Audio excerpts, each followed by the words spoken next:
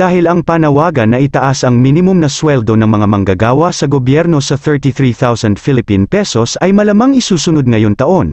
Ang pag-aprobe sa panukalang batas upang doblehin ang buwanang Personal Economic Relief Allowance, PERA. Ito ang sinabi ni Senador Revilla.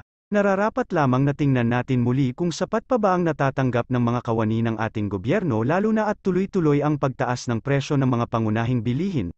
It is time to check again if our government workers are receiving enough, especially, ang presyo ng mga bilihin ay patuloy na tumataas.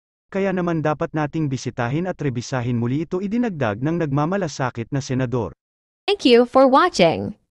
If you are still new to my channel, please press the subscribe and notification bell to be always updated to all my upcoming videos. Thank you.